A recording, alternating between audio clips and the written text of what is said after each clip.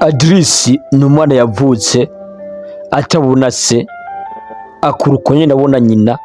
Ni ba bana dukunda kwita ngo nibitwarire kugira ngo byumve neza, ariko mu majambo meza si uku twakabaye tuvuga, ahubwo n'umwana avuka ku babyeyi bose ariko agasanga ababyeyi batabana.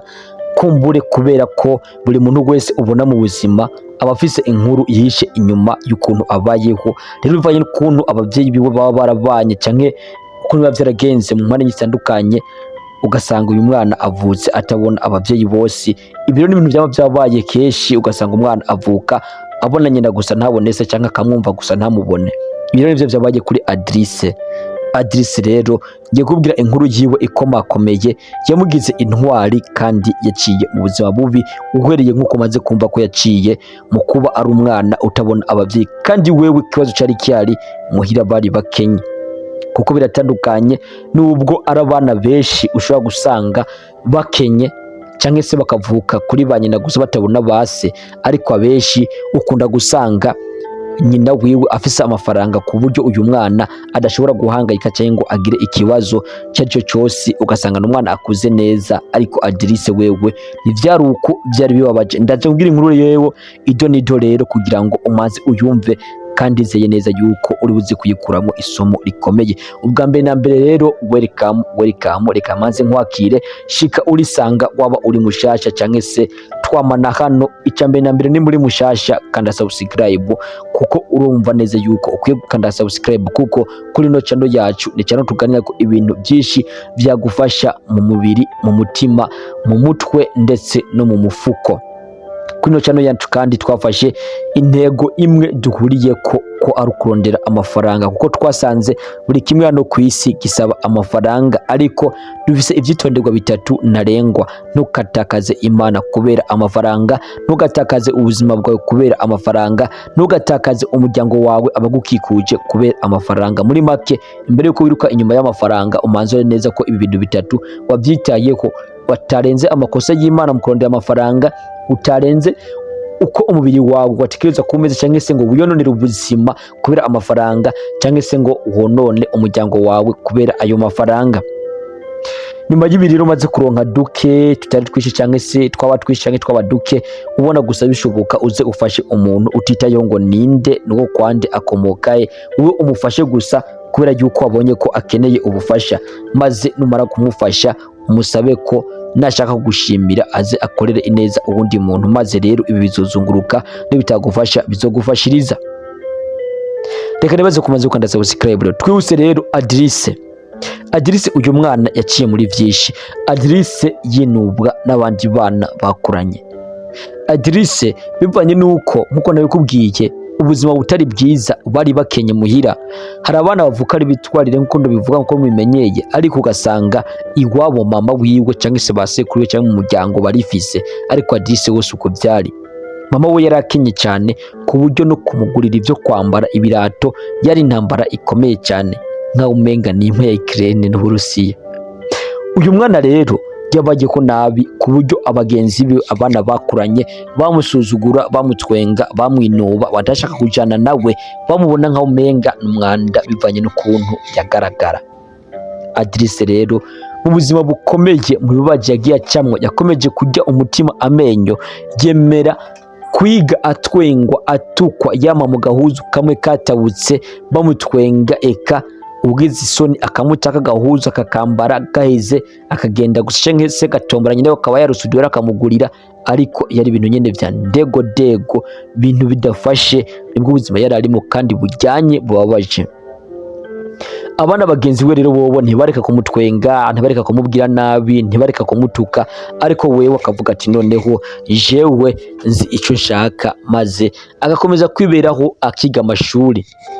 Yize amashuri rero guhera ku ishuri rya mbere gushika ku ishuri rya gatandatu, agiye kuja ku ishuri rigira ndwi, uburyo buranga bivanye n'ukuntu nyina wiwe yari yaragerageje, ariko noneho bivanye n'uko y'amasetieme kuduga n'amahera amera nk'iyongera, ubushobozi buca buranka. Uyu mwana yisanga yavuye ku ishuri mu buryo nawe atashatse. Adirisi rero amaze kuva ku ishuri, yaje kuja muri ka kazi ko guca ibibaruwa, atangura kugerageza kugira ngo aronke ukuntu yakwibeshaho. arabwira mama wiwe ati mama wanje ndi umwana wawe unyanganire sindakura ariko ndashaka ko uko vyahora ndi kwishura ariko bigiye gukomeza uzoguma ngaburira bikunze ukaronka ko kwamara nyambiki amafaranga ngiyandondere amafaranga yo kwiteza imbere nashaka kuzokuramo n'ikingorongoro. Uyu mwana rero iyi niyo mpamvu yatumye uyu mwana yisanga ariko arakora mu bintu byo no kwita ikiraka cyangwa se uguca ikibaruwa. Uyu mwana rero nivyo yakora agahembwa make bivaye n'ukuntu yangana kandi bikavana n'ubukene bamubona ko afise inzara byatuma ahembwa make agakorera make cyane ariko agakomeza kubikora. Yaje kubikorera igihe kitari gito aja kubona agatahe araranguramwo udusabuni, aranguramwo udupipi, aranguramwo udukaramu ndetse uco duto nyene adutereka kwibarabara maze atangura gukora aka business gato nyene karaho gasanzwe. Ibi rero abenshi baramutwenza bagati noneho warambiwe no gukora akazi sha utangiye kwidaneza utuntu nk'utwo ariko buke buke akaranguye kakazana inyungu uwo mutayareraye ko atazokuraho yanyunga agakubitamwo nimba yaranguye ibintu by'igihumbi agakoramo 15 muri make icyo 15 cyakiba umutahe ntaje vuga ngo ndakuyemo canke niki oya. Ibi rero yaje kubikora igihe kitari gito maze business yiwe ija gukura akuramwo abantu benshi ashiramwo abakozi benshi maze igitangaje anakoresha bagenzi we bakuranye bamusuzugura bagenzi we bakuranye bamufata nabi abo ari bo akoresha mama we ngo barize amashuri kandi wewe yagarukiye mu mwaka wa 6. Uyu mwana rero nkuko yari yaramaze kuya ingingo akiri muto avuga ati aho naririye nkeneye kuzohatwengera aho nasuzuguriwe nkeneye kuzohabwirwa icubahiro byarangiye yubashwe mu karere kuko yaramaze kuba umunyamafaranga yaramaze kuba ateye imbere mama wiwe yaratanguye kubahwa ibintu byari bimeze neza. Uyu mwana rero bamubajije bati noneho Adrice tubwire byagenze gute kugira ngo wisange kubukire nk'ubu n'imyaka ufise.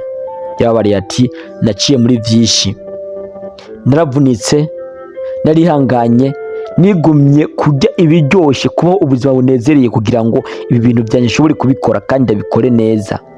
Naretse kwinezeza kugira ngo nshobore gutegura akazoza kanje.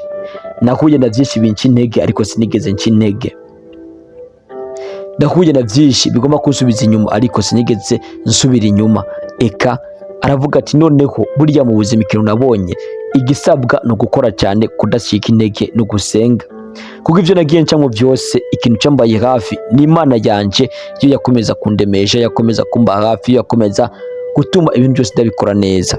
Ariko kandi nyuma yibi na mama wanje yarambaye hafi arandinda arampa impanuro aho mbonye namwe ati noneho je biranse ndacitse intege akambara ati mwana wanje komera umunsi umwe bizokunda.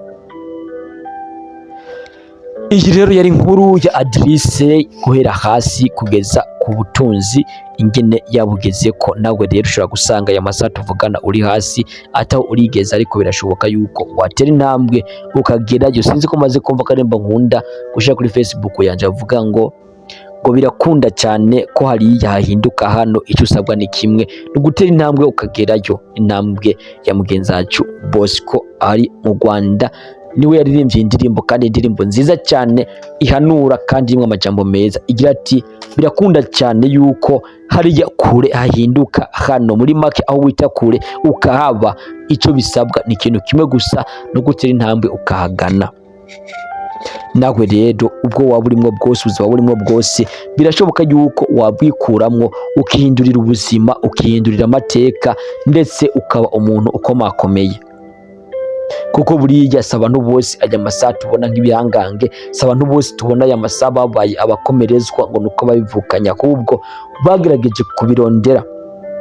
Amahirwe twese turayafise ariko dushobore gutandukana ukuntu tuyakoresha kuko buri muntu wese mu buzima aragira amahirwe ariko kenshi na kenshi kibabaje amahirwe iyo aza rimwe ngo ntabwo agaruka. Nshuti yanjye rero reka nibaze ko ikiganiro cy'uno munsi wumvisemo impanuro nyinshi zikomeye muri ikiganiro cy'uno munsi. Reka ndagushimire nimba wamaze gukanda subscribe ariko kandi mutirayikanda reka uyikande kugira ngo wame ubana nawe mu biganiro byinshi bitandukanye. Ndabakunda cyane rero banyita Elise Kisinde. Ciao ciao.